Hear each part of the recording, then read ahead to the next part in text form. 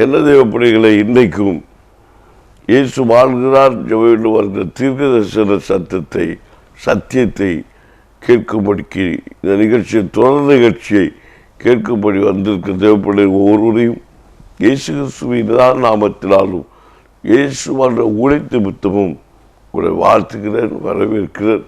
கர்த்தர் உங்களை ஆசீர்வதிப்பதாக. ஆமென். தேவ பிள்ளைகளை, நேற்று நாம் பார்த்தோம், பார்வோனுடைய வீட்டில் உண்மையுள்ளவனாக இருந்த யோசேப்பை கர்த்தர் பெரியவனாக உயர்த்தினான் என்று சொல்லி வேதத்தில் பார்த்தோம். இந்த இயேசு ஆமீன் சீசல் கேட்ட கேள்வி, யார் பெரிய ஒரு பரலோகராஜ்யத்தில்? அப்போ பரலோகராஜ்யம் எங்கே இருக்கிறது? பரலோகராஜ்யம் என்றால் என்ன? அதான் முதல் கேள்வியே. இந்த பரலோகராஜ்யம் என்பது இல்லை அப்படின்னு சொல்றவங்க இருக்காங்க. மனத்திற்கு பரலோகராஜ்யம் சமீபமாக இருக்கிறது என்று சொல்லிக்கொண்டு போறவங்க இருக்கிறாங்க. ஞானஸ்தானம் எடுக்காம இருந்தால் பரலோகராஜ்யத்துக்கு போக மாட்டீங்க.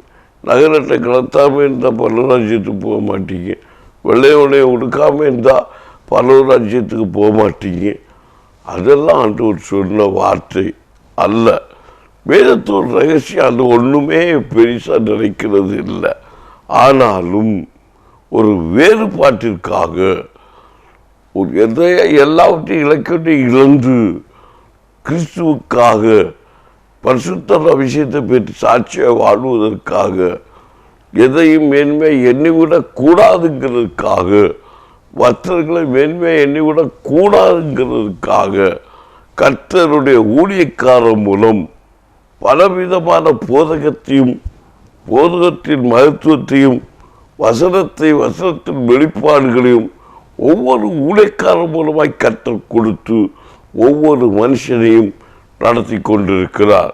அவ்விதமாக இயேசு கிறிஸ்து ஆகவே நமக்கெல்லாம் முன்மாதிரியாக சில வசனங்களையும் வார்த்தைகளையும் நமக்கு சொல்லிக் கொடுத்து அவருடைய சாயலை நமக்கு கொடுத்து அவருடைய சாயல் வளரும்படிக்கு பழைய ஏற்பாட்டு நியாயப்பிரமாணத்தை அதமாகி போகிவிடாதபடிக்கு புதிய ஏற்பாட்டு ஒரு நியாயப்பிரமாணத்தை நமக்கு கற்றுக் கொடுத்து நியமித்து மனம் பரலோகராஜ்யம் செவ்வாய் இருக்கிறது என்று சொல்லி அவர் நமக்கு போதித்து, பரலோகராஜ்யம் என்றாலே கிறிஸ்து தான் பரலோகராஜ்யம். கிறிஸ்துவுக்குள் வாழ்க்கிற வாழ்க்கை தான் பரலோகராஜ்யம். கிறிஸ்தவ வாழ்க்கை அல்ல, கிறிஸ்துவுக்குள். அவர் சொன்ன வார்த்தைகளை வசதிகளை புரிந்து கொண்டு வாழ்கிற வாழ்க்கை தான் பரலோகராஜ்யம். அப்போ சீசர்கள் வந்து கேட்குறாங்க, யார படையேற்பாட்டு நியாயப்பிரமாணத்தை பின்பற்றி நடந்தவர்கள் வீட்டை வந்து கேள்வி கேட்கல, அன்றுள்ள ஆசாரியும் கேள்வி கேட்கல, அன்னைக்குள்ள லேவியும் கேள்வி கேட்கல. இயேசுவை பார்த்து கேள்வி கேட்குறது இயேசு சீசர்கள் கேட்குறாங்க. எப்படி கேட்டாங்க? ஆமேன். அவ்வேளையில் சீசன் இயேசுவிடத்தில் வந்து பரலோகராஜ்யத்தில் எவர் பெரியவனாக இருப்பான்? இப்போ பரலோகராஜ்யத்தில் பெரிய சின்னவை இங்கே உண்டாக்குற தன்மை யார்? சீசனே கேட்டுட்டான் கேள்வியை. பரலோகராஜ்யம் இப்போ நம்ம தேவப்பிள்ளைகள் அப்படின்னு சொல்கிறாங்க, அங்கே ஒரு சின்ன வீடு இருக்குது, பெரிய வீடு இருக்குது, வாடகை சாப்பு வீடு இருக்குது, அங்கேயே வேறுபாடு வச்ச மாதிரி இருக்குது. அதில் வசந்த ரகசியெல்லாம் படித்து பார்க்கும்போது அங்கே எந்த வீடும் கிடையாது. அங்கே எல்லாருக்கும் ஒரே வீடு, அது நித்திய வீடு, கர்த்தருக்காக கட்டப்பட்ட வீடு, கைவேலை இல்லாத வீடு. ஆமீன். அது இல்லையா? அப்போ பரலோகராஜ்யம் எங்கே இருக்குன்னு இயேசு சொல்கிறாரு. சீசர்களுக்கு தெரியல. சீசர்களுக்கு கேட்கலாம், பரலோகராஜ்யத்தை எவன்ப்பா பெரியவராக இருப்பார்? அப்போதான் அவர் அந்த வசனத்தை சொல்லியாரு. ஆமீன். அவங்களுக்கு சத்தியங்கள் இன்னைக்கு யாருக்குமே புரியல. நான் அந்த வசங்களை படிச்சுக்கிட்டு பிரசங்கம் நானே சில வழியில் பிரசங்கம் வேறு பண்ணாமல் தான் பண்ணிட்டு இருக்கேன். பரலோகராஜ்யம் என்பது முதல்ல சொன்னால் பரிசுத்த ஆவியை ஒரு மனுஷன் பெற்றால் பரலோகராஜ்யம் அவருக்குள்ளே இருக்கு. ஒரே வார்த்தை. ஆனாலும் இதை கேட்காத பட்சத்தில் அநேக கேள்விகளை கேட்கிறவங்களுக்கு தான் இந்த பதிலெல்லாம் சொல்லி மர மண்டை என்ன மாதிரிப்பட்ட தலை உருளு ரோட்டிலையும் தெருவிலையும் திண்ணேலையும். ஆவினா என்னன்னு அந்த ஆவினால புட்டா இட்லியா இதான் சொல்லிக்கிட்டு பேசிட்டு இருக்கிறோம். ஆவியை பெற்றுக்கொள்ளுங்கள், கடையில் கொடுக்குற சந்தை பொருள் கிடையாது, இல்லை ஊடைக்காட்டு பங்கு கொண்டு கொடுக்குற பொருள் கிடையாது. வசனத்தை ரகசியத்தை உணரும் போது அப்படிதான் எனக்கு பேச தோணுது. இயேசு சொல்றாரு, என்னுடைய ஆவியை மட்டும் ஒப்பு கொடுக்குறது. அப்போ பரவராஜி எங்கே இருக்கு? நாவுக்குள்ளதான் இருக்கு. இப்போ ஆவி அவர்கிட்ட போச்சு, ஆத்மா எங்கே இருக்கு? பூமியில் சரீர மைய கூடுக்குள்ள ஆத்மா இருக்கு. அந்த போன ஆவி திரும்ப வந்துருச்சுன்னா இது என்ன ஆவி? உயிர் பெறுது, ஆத்மா உயிர் பெறுது. அது எழுப்பி நடக்குது வார்த்தையால, வசனத்தினால, நீதியினால, கிருபையினால. பூமிக்குரிய கூடாரம் அழிந்து போகும், அழிவு கூடாது ஆத்மா. ஆவி அவரிடத்துல போயிடுது. ஆவிட சிந்தனை என்ன எல்லாம் அவருக்கு. அநேகருடைய மக்களுக்கு இந்த ஆவி அப்போ பரிசுத்த அபிஷேகம் பண்ணப்பட்டுட்டாலே அவங்க பல லட்சம் திறவுகள் அவனுக்குள்ளதான் இருக்கு. பார்வன் தன் 43 வருஷத்தை வாசிங்கன்னா ஆதியாகவும் 41, 43 தன்னுடைய 2ஆம் திருமேலை ஏற்றி அவரை ஏற்றி ஆமேன் எகிப்து தேசம் முழுமைக்கு அவனை அதிகாரியாக்கினார். 44 வாசிங்க. பின்னும் பார்வோன் யோசேப்பை நோக்கி, நான் பார்வோன் ஆனாலும் எகிப்து தேசத்துள்ளவர்களில் ஒருவனும் உன் உத்தரவில் இல்லாமல் தன் கையாவது தன் காலையாவது அசைக்கக்கூடாது என்றார். அருமையான ஒரு வாக்குத்தத்தை உடன்படிக்கையும் ஈஸ்வரத்துக்கும் யாருக்கும்? யோசேப்புக்கும் பார்வோனுக்கும் வைக்கிறான். நான் பார்வோன் ஆனாலும் பார்த்தீங்களா, நான் பார்வோன். நான் பார்வோன் என்னன்னா உன் ஜாதிக்கும் ஜனத்துக்கும் அப்பாற்பட்ட ஒரு மனுஷன் பார்வோனாக்கும், உனக்கு அதுக்கு நமக்கு சேராத மனுஷனாக்கும். ஆனாலும் உன் ஜனங்கள் உன்னை கையிட்டாம்பு உன் வேற அதிகாரம் செலுத்தாதபடிக்கு யோசேப்புக்கு ஒரு வாக்குறுதியை பண்ணி கொடுக்கிறார். எல்லாரும் மத்தியிலும் உன்னை அதிகாரப்படுத்துகிறேன். பார்த்தீங்களா, அந்த வருஷத்தை தெளிவாக படுத்துக்கலாம். அது ஒரு உடன்படிக்கை. இவன் நம்மால ஒருத்தர் தானே, பரவ ராஜ்யத்துக்குள்ள மேய்ந்து தானே, இவன் நான் மற்ற தட்டினாலும் ஒருத்தனும் வர முடியாது. ஏன்னா அவனை ஆண்டு கொண்டு அவன் அதிகாரப்படுத்தி இருக்கிறாரு. அது யாரா இருக்கலாம். அதான் யார் பெரியவன்? உனக்கு அதிகாரம் கொடுத்தவர் தான் பெரியவர், உண்மை உள்ளவன் தான் பெரியவன், வாக்குத்த பண்ணப்பட்டவன் பெரியவன், வாக்கப்பட்ட தேசத்தை சுதந்திரத்தை கொள்பவன் பெரியவன். ஆமேன். பின்ன பார்வன் யோசேப்பை நோக்கி, நான் பார்வன் ஆனால் எகிப்து ஒருவனும் உனக்கு உத்தரவில்லாமல் தன் கையா தன் காலை அசைக்க கூடாது. ஆமேன். பார்த்தீங்களா, திடீர்னு ஓடி வந்துட முடியாது. இவன் நம்மாடுதான் தோல்ல கை போட முடியுது. ஏன்னா ஆமேன், அவனுக்கு பெரியவனுக்கு கீழ்பட்டு இருக்கிறவன் பெரியவன் ஆக்கப்பட்டு இருந்தான், உண்மை உள்ளவன். அப்போ யோசிப்பு உண்மையா இருந்தான் எல்லாவற்றிலும். அவன் தான் பெரியவன், தேவன் அபிஷேகம் பண்ணப்பட்டவன் தான் பெரியவன். அதான் இந்த வருஷத்துடைய சத்தியம். புரியலையா? கீழ்பட்டில் உள்ளவன் பெரியவன். இந்த வருஷத்துக்கு முன்னைக்கு அறிய வேண்டிய காரியம், அவன் பாவம் செய்யாதவன் தான் பெரியவன். அதுதான் இந்த வருஷம் போய் நமக்கு சொல்றது. யோசிப்பு பாவம் செய்யலை, அதனால தான் அவன் இந்த இடத்துல பெரியவனாக்கப்பட்டான். ஆமேன். கீழ்ப்படுதல் உள்ளவன், முதலாளிக்கு உண்மை உள்ளவன், பெரியவன். உனக்கு கொடுத்த தலைமை ஊழியக்காரருக்கு உண்மை உள்ள பெரியவன். உண்மை உள்ள ஊழியக்காரனே வைத்துக்கொள். இதுக்குதான் இயேசு அநேக இந்த என்ன சொல்றது அநேக இந்த பொக்கிஷ இந்த தாளந்துகளை குறித்து எல்லாம் சொல்லி இருக்கிறாரு. ஆமீன். 5 தாளந்து 3 தாளந்து 2 தாளந்து இதெல்லாம் சொல்லியிருக்கா. 3 தாளந்து வாங்கணும் 3 வச்சு 6 சம்பாதிச்சான். 2 வாங்கினவன் 4 சம்பாதிச்சான். 1 வாங்கினவன் 2 அமீன் என்ன செஞ்சான் கொண்டு பூத்தி வச்சான். இது 1 வச்சு என்ன செய்வேன் நீ? கொடுக்கப்பட்ட ஆசீர்வாதத்தை உண்மையாக அதை விருத்திப்படுத்துகிறவன் சந்தோஷமாக ஏற்றுக்கொண்டாத அவன் காத்து கொள்கிறவன் தான் உண்மை உள்ளவன். அவன் தான் யாரு? பெரியவன். கொடுக்கப்பட்ட நன்மையில் கொடுக்கப்பட்ட ஆசீர்வாதத்தில் ஆண்டவருக்கு பிரியமில்லாத வழிக்கு போய் பணம் சம்பாதிக்கிறதுக்கு நினச்சி சம்பாதிச்சு அடிச்சு விடாமல் உண்மை உத்தமாக அதை போதுங்கிற மனநிறைவோடு நடந்து ஆண்டவருக்கு பிரியம் இல்லாத குட்டி வரி விபச்சாரம் வேசித்தனம் காமவிகிதம் பொல்லாதகிதில் அழிஞ்சி போகாம உனக்கு ஆசீர்வாதத்தை கணவன் மனைவியோட சந்தோஷமா அனுபவிச்சு வாழ்ந்தேன்னா நீ தான் பெரியவன். உங்களுக்கு தெரியல யார் பெரியவன்? அவன் பெரியவப்பா. அவன் நீ பெரியவன். உனக்கு தெரியாமல் இருக்கு. நீ கொடுக்கப்பட்ட நன்மையை கொண்டு பிராட்டி சாப்பிட்டியோ ஒயின் சாப்பிடியோ நீ தீர்த்துக்கிட்டு இருக்கிற.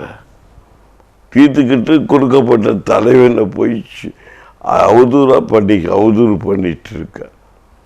ரொம்ப எச்சரிக்கையாக இருக்கணும். சாபத்தை தான் வாங்கி கொண்டு இருக்கணும். கொடுக்கப்பட்ட தலைவர்களை கொடுக்கப்பட்ட பெரியவர்களை அவதூறு பண்ணுறோம் சிறியோனா இருந்துக்கிட்டு. அதனால நீ நம்ம வாழ்க்கையில் சிறியோனா போயிட்டு இருக்கிறோம். மேன்மை காட்டுறவங்கெல்லாம் பெரியவன். அப்போ ஏழை எல்லாம் பெரியவன் சொல்ல வரல. சந்தோஷமாக வாழ்கிறவன் பெரியவன். அன்றன்று உடுக்கிற வஸ்திரத்தை பெற்றுக்கொண்டு வாழ்கிறவன் பெரியவன். அதில் சந்தோஷம் சமாதானத்தூள் ஜீவனம் பண்ணி கர்த்தரே தெய்வம் சொல்லுகிற மனுஷன் அவன் பெரியவன். யோசிப்புடைய வாழ்க்கையில் அவன் தரத்தை சொல்லுவான்.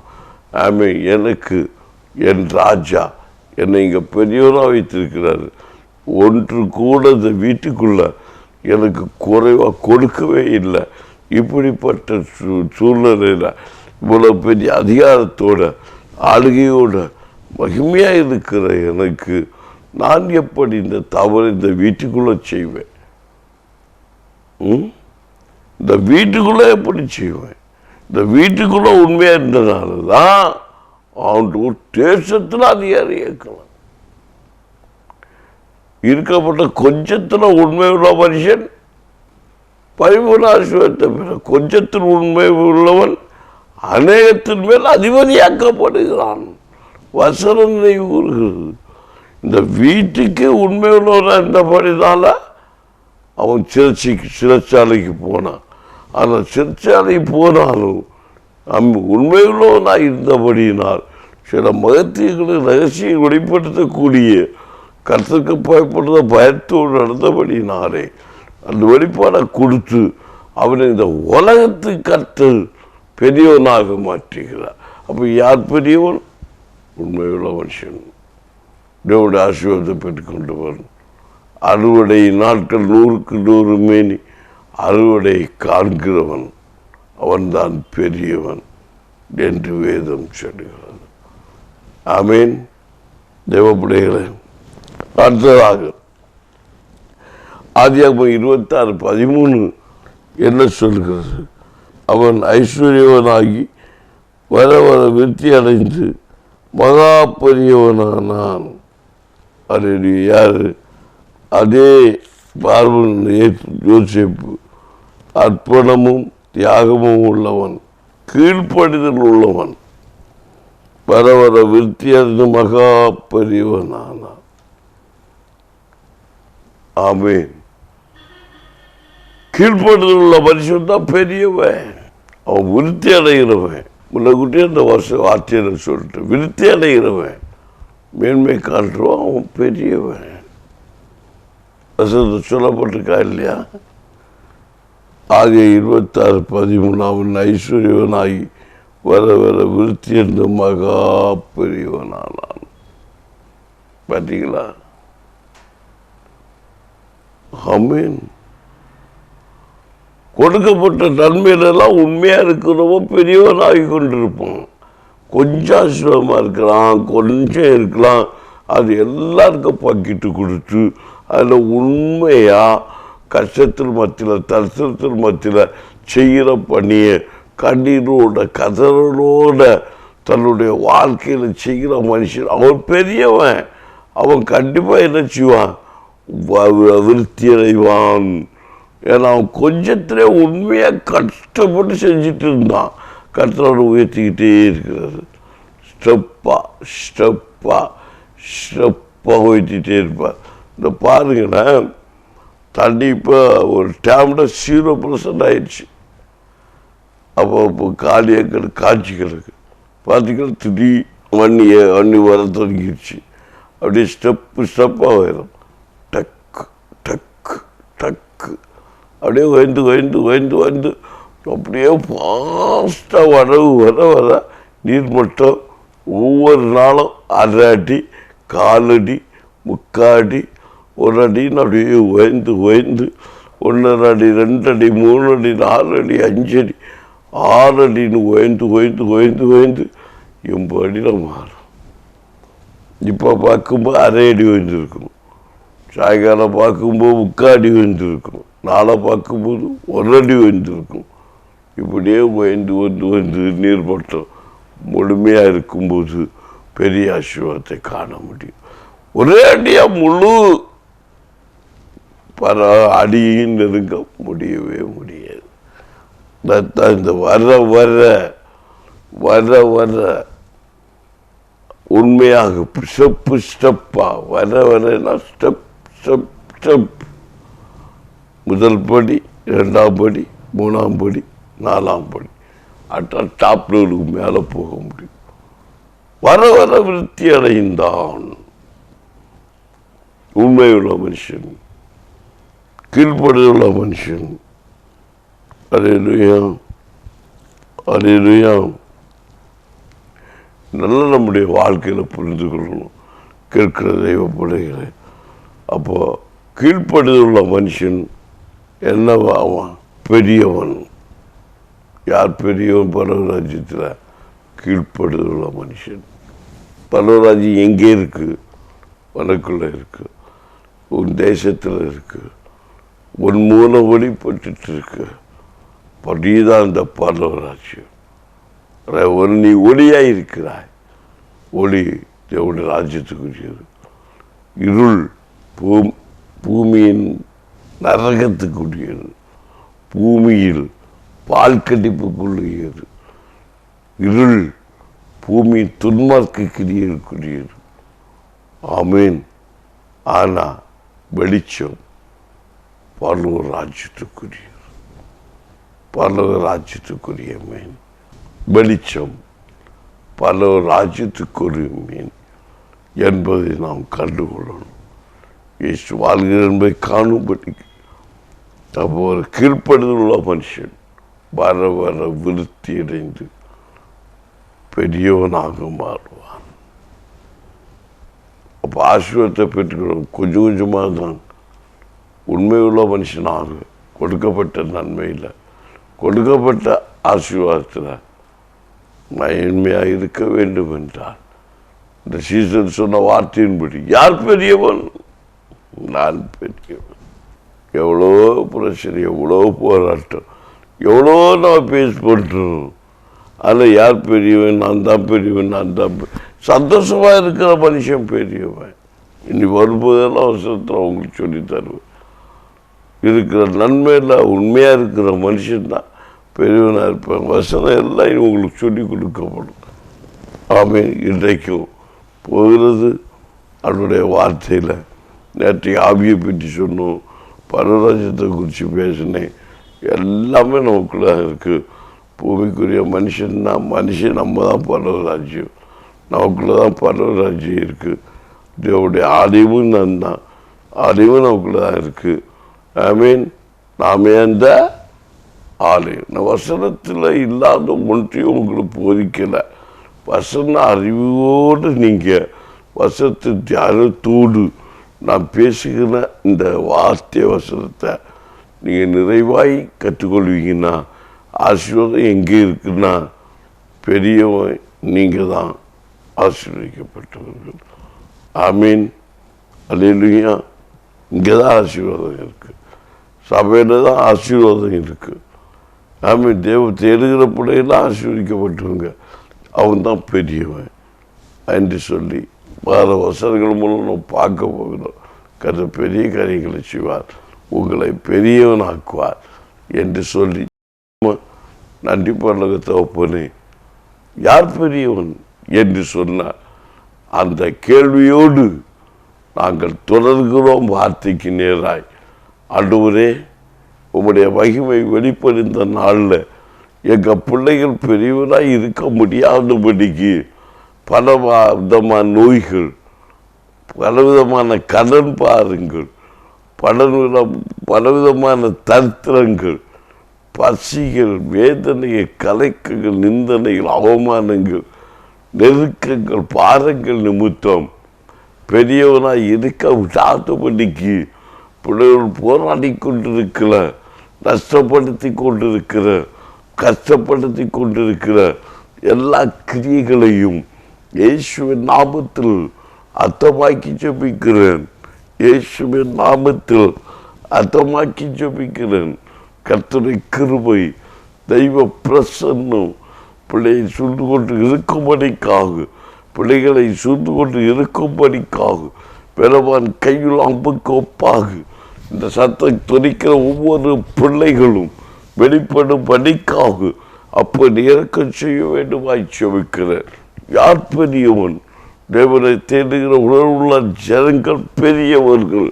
இயேசுவின் நாமத்தில் கர்த்தரை சொந்த இரட்சகராய் பெற்றுக்கொண்ட ஜனங்கள் பெரியவர்கள். பலோர் ராஜ்யம் எங்கிருக்கிறது? பலோர் ராஜ்யத்தில் பெரியவன் சிறியவன் கொள்வன கொடுப்பன இல்லை என்று சொல்லப்பட்டிருக்கிற இது என்று வேதத்தை மகத்துவம் சொல்லி இருக்கிற படியினாலே இயேசுவே என் ஜனம் பெரிய ஜனம்.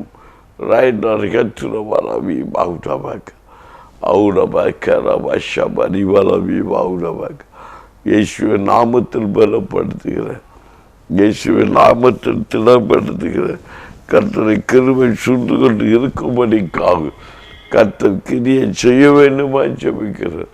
பரலோக தகப்பனுடைய மகிமையான வல்லமை சூழ்ந்து கொண்டு இருக்கும்படிக்காக அப்போ இறக்கம் செய்வீராக. வருத்தத்தினாலும் பஞ்சத்தினாலும் பசினாலும் பட்டினாலும் பலவித நெருக்கத்தினாலும் ஆகாரம் இருந்து புசிக்க முடியவில்லை, தயிர் இருந்து குடிக்க முடியவில்லை, ஆமீன், பணம் இருந்து சமாதானம் இல்லை, நிம்மதி இல்லை, குடும்பத்தில் ஒருமனம் இல்லை, எல்லாமே இருக்கிறது, புசிக்கவே முடியவில்லை, எல்லா நன்மையும் இருக்கிறது, எழுப்பி நிற்க முடியவில்லை. ஆண்டவரே என்று கலங்கி கொண்டு இருக்கிற ஒவ்வொரு பிள்ளைகளுடைய குடும்பத்திலும் கர்த்தர மகிமையான வல்லமை இப்போது இறங்கி போவதாக. திருமணம் தடைபடுகிறது, குழந்தை வாக்கியம் இல்லை, பிள்ளைகளுக்கு வியாதி மாறவில்லை, போராட்டங்கள் மாறவில்லை, கடற்பாரம் மாறவில்லை, தரித்திரம் நீங்கவில்லை என்று சொல்லி வருத்தப்பட்டு கலங்கி தவிக்கிற பிள்ளைகளுக்கு இப்போது விடுதல் உண்டாவதாக.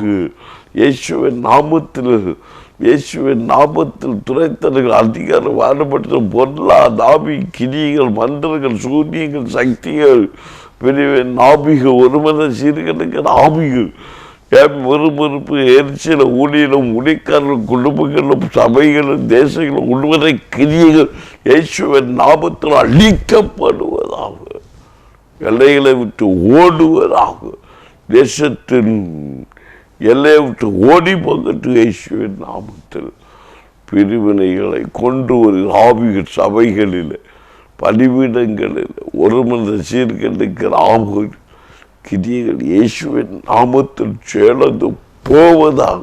இயேசுவின் நாமத்தில் பாகாரின் பணிவிடங்கள் நுழைக்கப்படட்டும். அந்நிய வல்லமை நுகங்கள் உடைக்கப்படட்டும். பரிசுத்த ஆவியான் ஆளுகை செய்வார்கள்.